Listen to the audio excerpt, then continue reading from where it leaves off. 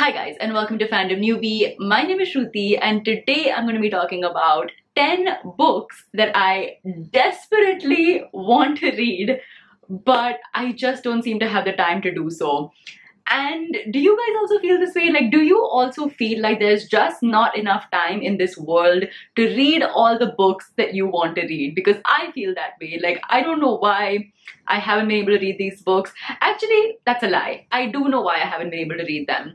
Because basically, a lot of these books are just like my go-to genres. A lot of them are fantasy, science fiction, thrillers, just like books that I gravitate towards. Whereas this year, I'm kind of consciously making an effort to read different books. I'm also making an effort to read new authors that I haven't discovered before. And I'm also making an effort to read more Indian authors that I haven't discovered before. So that's why these books, which are just kind of like the things that I always read, I've not gotten around to doing them. But it still frustrates me because I wish I had enough time to read everything. I want to read all my diverse books and like all my diverse genres. I want to read all of that, but I also want to read these and I'm very frustrated, as you can see. But yeah, without further ado, let's just jump into the books that have been on my TBR for the longest time. The first book that I want to talk about is The Invisible Life of Addie LaRue by V.E. Schwab. Now, if you guys don't know, V.E. Schwab is one of my all-time favorite authors. I absolutely love her books. I love the Shades of Magic trilogy that she's written. I also love the Vicious duology, Vicious and Villains, those two. Like, I love her writing and I have been so excited to read this book, but for some reason I haven't. What this book is about is that it's basically the story of the main character Addie LaRue, who makes a deal with the devil, and the deal that she makes is that she can live forever, so she's basically immortal. But the curse that she has on her is that everyone who meets her will forget who she is until one day she meets a boy, I think, who actually remembers her from her past, and that kind of just like triggers a series of events. So yeah, the premise is super interesting. V.E. Schwab's writing is also something that I love, but I have heard very mixed reviews of this book. Like, a lot of people absolutely love it, but a lot of people have not liked it. I think that is also one of the reasons why I've not picked it up right away, but I really need to read this book because, yeah, I'm a V.E. Schwab fangirl. The next book on my list is The Forest of Enchantments by Chitra Banerjee Divakaruni.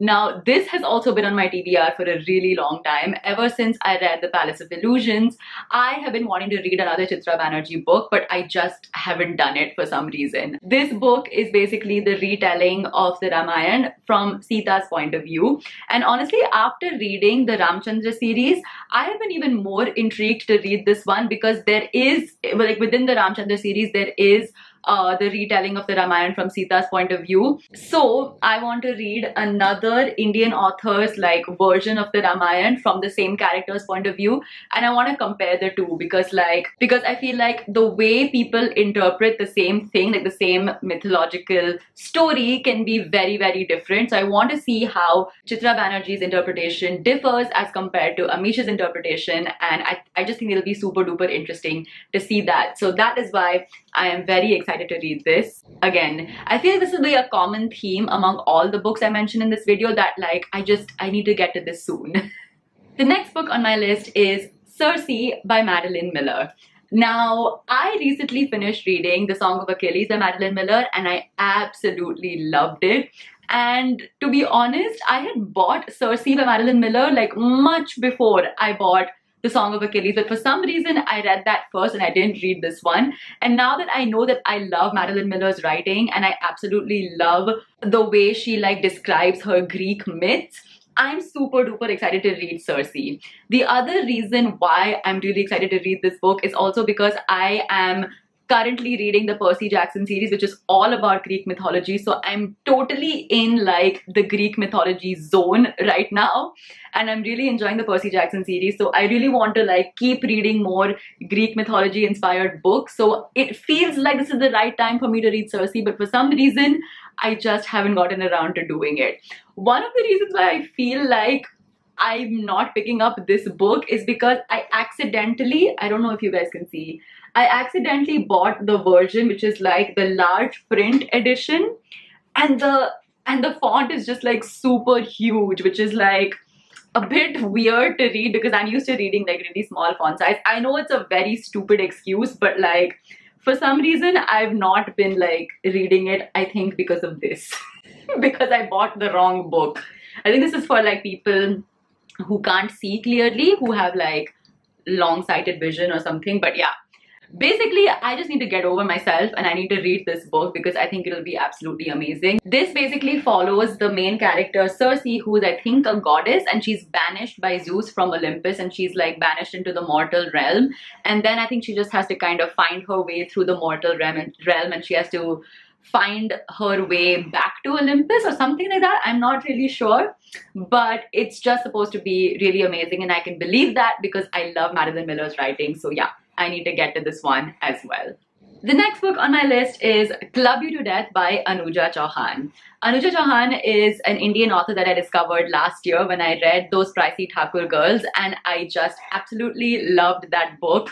So when I heard that she was going to be releasing a murder mystery thriller this year, I just like had to read it, and I went and bought this book as soon as it released. But for some reason, again, I haven't read it.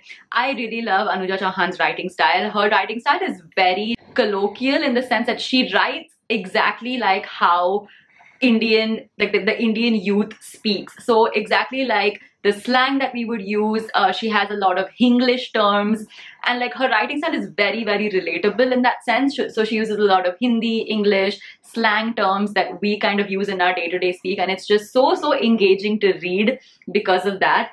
And I also really like her take on like Delhi society because I feel like she captures the pulse of Delhi society really, really well.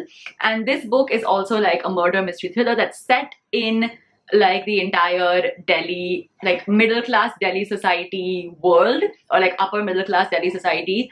And that just seems very interesting to me. So yeah, another book that I need to get to. The next two books on my list are Chain of Gold and Chain of Iron by Cassandra Clare. Now, these are the first two books in the Last Hours trilogy, I think. And these books are basically a sequel to the Infernal Devices trilogy. So the characters from the Infernal Devices trilogy make an appearance in this series. And that is why I am so excited to read this, because like I loved the Infernal Devices trilogy and I loved those characters, and if those characters make an appearance here, I know that I'm going to love the series as well. The other thing I've heard about the series is that this also has a really cool love story, and Cassandra Clare just writes the most amazing love stories, I feel. I mean, especially from reading the Infernal Devices trilogy, I know that her romances are like super angsty and super like will they, won't they, and they're just like really, really well written. So I'm super excited to dive back into the Shadowhunter world and just experience the amazing writing of Cassandra Clare, especially when it comes to writing romance. The next book on my list is possibly my most anticipated read for this year. Like, it is seriously the book that I have been waiting for ever since I found out that it was going to be released, and that is Malibu Rising by Taylor Jenkins Reid. Again, if you guys don't know, Taylor Jenkins Reid is one of my all-time favorite authors. I discovered her last year and I fell in love with her writing. The two books that I've read by her, Daisy Jones and the Six and The Seven Husbands of Evelyn Hugo, are just the best books that I have ever read. They are so good.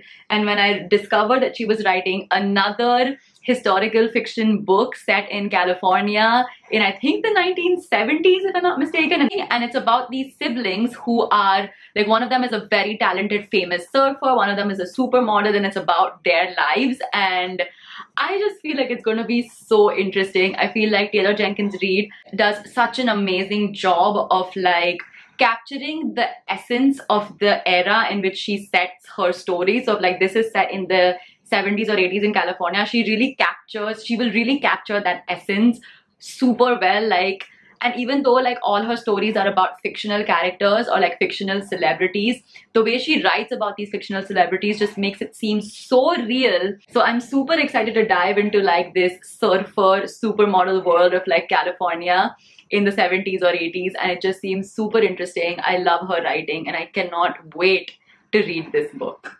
the next two books on my list are also two that I have been dying to read. Ever since I read the Six of Crows duology, I have been waiting to read these books, and those are King of Scars and Rule of Wolves by Leigh Bardugo. Oh my god, you guys have no idea how excited I am to dive back into the Grishaverse. Like, I love that world, I love that universe so much, and like, honestly, like, these books, you guys have no idea how excited I am. Like, maybe you guys can tell already, but I am so excited because not only does this series feature Nina from Six of Crows, but it also features Nikolai from the Shadow and Bone trilogy. And if you guys followed my Instagram stories where I was like talking about my entire readathon of the Shadow and Bone series, you will know that I love Nikolai. I absolutely love Nikolai. He was my favorite character in the Shadow and Bone series, and Nina was one of my favorite characters from Six of Crows. So like, both of them being main characters in this series is just like absolute perfection. Like, oh my god, I am so excited to read this series. Like, seriously, I cannot wait. Basically, I think this series takes place a couple of years after Crooked Kingdom, and like I said, it follows Nikolai, Nina, and I think Zoe, if I'm not mistaken. Okay, edit Shruti here saying it's not Zoe but Zoya from Shadow and Bone that makes an appearance in the King of Scars duology. I'm mixing Percy Jackson with Shadow and Bone because I was thinking of Zoe Nightshade, I think, and I meant Zoya from Shadow and Bone. It follows these three characters on their adventures in the Grishaverse, and I really want to read this series. I really want to read this series so badly. Okay, moving on. And the last book that I want to talk about is Project Hail Mary by Andy Weir.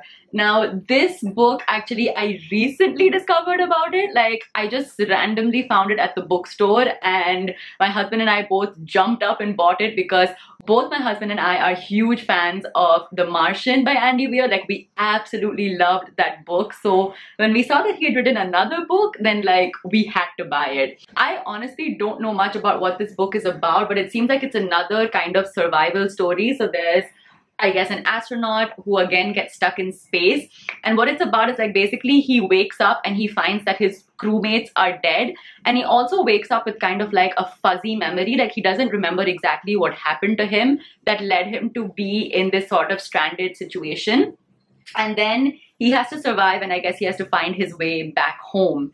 And it just seems like very similar to The Martian in that sense. And I don't know, just like, I love Andy Weir's writing. His writing is so sarcastic, it's so witty, it's so funny. I just completely get immersed in his writing style. So I'm so excited to read another one of his books. I cannot wait. I cannot wait to read this one as well.